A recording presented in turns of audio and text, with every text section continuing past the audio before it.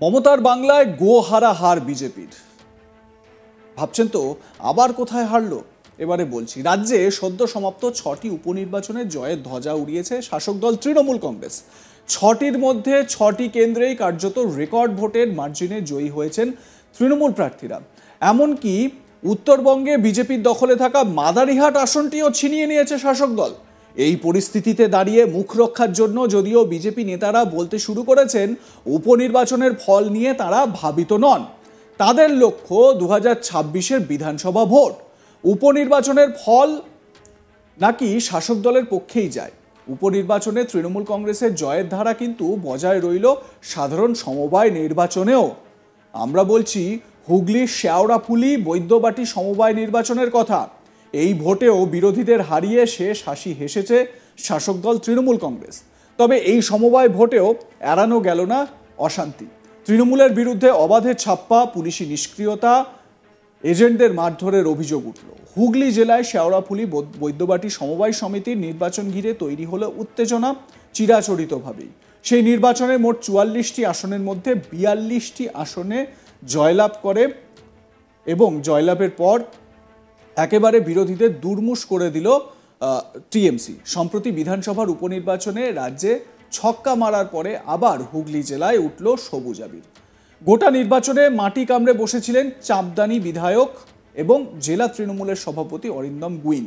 চাঁপদানি এবং বৈদ্যবাটি পৌরসভার পৌরপ্রধান ক্রমশ সুরেশ মিশ্র এবং পিন্টু মাহাতো, বৈদ্যবাটি পৌরসভার সিআইসি সুবীর ঘোষ সহ অন্যান্যরাও তারাও লেগেছিলেন এই সাংগঠনিক কাজে। কিন্তু এই নির্বাচনেও বিরোধীরা অভিযোগ করলেন যে ভোট শুরু হওয়ার সঙ্গে সঙ্গেই শাসক দলের তরফে চলে দেদার ছাপ্পা। প্রতিবাদ স্বরূপ বিরোধী দলের প্রার্থীরা ভোট বয়কটের সিদ্ধান্ত নেন। ব্যস্ত সময় শেওড়াফুলির জমিদার রোডে পুলিশকে ঘিরে বিক্ষোভ কর্মসূচি শুরু করেন এবং চলে বেশ কিছুক্ষণ পথ অবরোধ। বিরোধীদের অভিযোগ ছিল পুলিশ প্রশাসনের সামনেই কিছু অজ্ঞাত পরিচয় ব্যক্তি এসে ছাপ্পা ভোট মেরে চলে যান। প্রশাসন কার্যত নীরব দর্শকের মতোই দাঁড়িয়ে তা দেখছিল এবং পুলিশের সামনেই বিরোধী দলের প্রার্থীদের মারধর করা হয়। মহিলাদের সঙ্গেও খারাপ ব্যবহার করা হয়।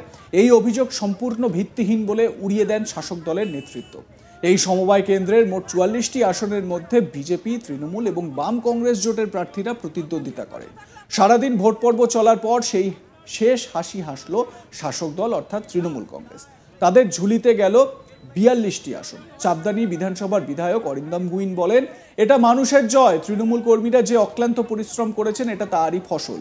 বিরোধীরা তাদের বিরুদ্ধে একের পর এক অভিযোগ আনলেও পশ্চিমবঙ্গের আপামর জনগণ তৃণমূল কংগ্রেসের পাশেই আছে এবং তারা দুহাত তুলে তৃণমূল কংগ্রেসকেই আশীর্বাদ করে চলেছেন।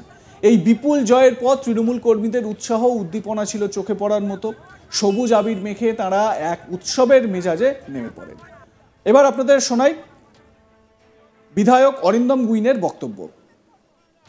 ধন্যবাদ জানাই এই কোঅপারেটিভ ব্যাংকের যারা মেম্বার ছিল, যারা স্বতঃস্ফূর্তভাবে তৃণমূল কংগ্রেসের প্রার্থীদের জিতিয়েছে, যারা মমতা বন্দ্যোপাধ্যায়ের প্রতি আস্থা রেখেছে, যারা তৃণমূল কংগ্রেসের প্রতি আস্থা রেখেছে তাদের ধন্যবাদ জানাই। এমনি বিগত নির্বাচনে আমরা দেখেছি যে বাংলার মানুষ তৃণমূল কংগ্রেসকে এতটাই বিশ্বাস করে যে বিগত 6টা যে উপনির্বাচন সেখানেও তারা ঢেরে ভোট দিয়েছে, আশীর্বাদ করেছে। আসল কথা, বাংলার মানুষ 34 বছরে বামফ্রন্টকে দেখেছে যে দুর্নীতির সরকার ছিল, আর বাংলার মানুষ একটা সরকারকে, কেন্দ্রীয় সরকারকে দেখছে যারা শুধু মানুষকে ভাওতা দিয়েছে, মিথ্যা কথা বলেছে। সেখানে তৃণমূল কংগ্রেসই হচ্ছে মানুষের আশা ভরসা, তাই তারা পূর্ণ সমর্থন করে তৃণমূল কংগ্রেসকে। আমরা 44টা আসনের ভেতর আমরা আপাতত 41টা আসন আমরা জিতেছি, একটা আসন আমাদের টাই হয়েছে। আমাদের এই যে বিপুল জয়, আমরা মনে করি যে কর্মীরা যেভাবে পরিশ্রম করেছে তার সাথে সাথে যারা প্রার্থী তারা মানুষের কাছে গেছে আর মানুষ ভরসা রেখেছে। আমি এই কোঅপারেটিভ ব্যাংকের যারা মেম্বার তাদের সকলকে আমি ধন্যবাদ জানাই, কৃতজ্ঞতা জানাই যে তারা এই বিপুল জয় মমতা বন্দ্যোপাধ্যায় সৈনিকদের দিয়েছে, তার জন্য ধন্যবাদ। আমার সহকর্মী ভোলানাথ সাহা এই বিষয়ে তার প্রতিবেদনে কি বলছেন শোনাবো আপনাদের। বিধানসভা উপনির্বাচনে 6-6 একেবারে ছক্কা মারার পরে হুগলি জেলার বৈদ্যবাটি শেওড়াফুলি কোঅপারেটিভ নির্বাচনে একেবারে যাকে বলা যায় সবুজ ঝড়। চারিদিকে তৃণমূল কংগ্রেসের জয় জয়কার, মোট 44টি আসনের মধ্যে 42টা আসনে জয়লাভ করেছে তৃণমূল কংগ্রেসের সমর্থিত প্রার্থীরা। আর এই নিয়ে বিরোধীরা কিন্তু অভিযোগ করেছে এই নির্বাচনে অবাধ ছাপ্পা ভোট হয়েছে, বিরোধী প্রার্থীদের বা বিরোধী কর্মীদের হুমকি দেওয়া হয়েছে, মারপিট হয়েছে, সব কিছু হয়েছে। পুলিশকে তারা ঘেরাও করে বিক্ষোভও জানায় বাম বা বিজেপির নেতাকর্মীরা। কিন্তু বিষয়টি হলো দিনের শেষে কিন্তু শেষ হাসিটা হাসলো তৃণমূল কংগ্রেস। একেবারে বিরোধী শিবিরকে দুর্মুষ করে মোট 44টি আসনের মধ্যে 42টিতে জয়লাভ করলো। আর সকাল থেকেই কিন্তু এই নির্বাচনকে ঘিরে উত্তেজনা তুঙ্গে ছিল।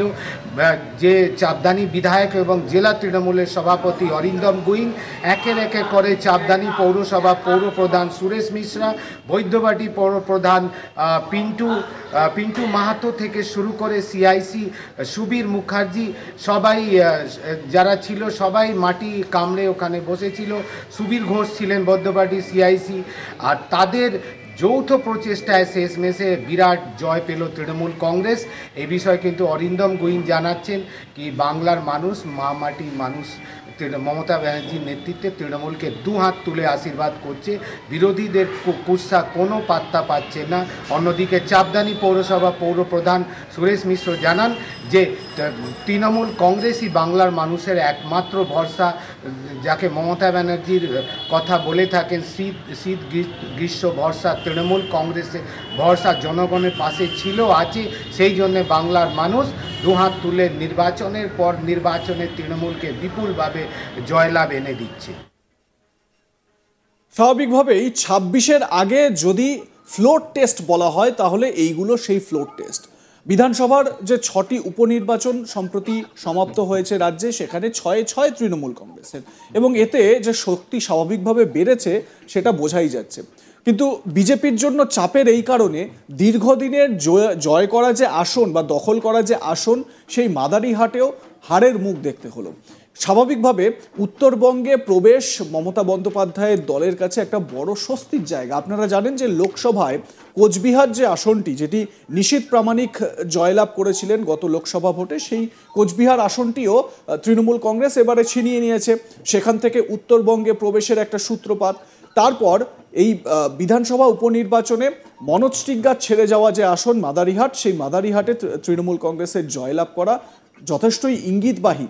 তার কারণ মমতা বন্দ্যোপাধ্যায় উত্তরবঙ্গ সফরে সেই সময়ই যান এবং দার্জিলিংয়ে কার্যত জিটিএর গুরুদায়িত্ব যাকে দেওয়া অনিক থাপা, সেই অনিক থাপাকে দিয়ে তিনি মাদারিহাটে প্রচারও করান। স্বাভাবিকভাবে তৃণমূল কংগ্রেসের কাছে এগুলো ফ্লোর টেস্ট বলাই যায় 26-এর আগে।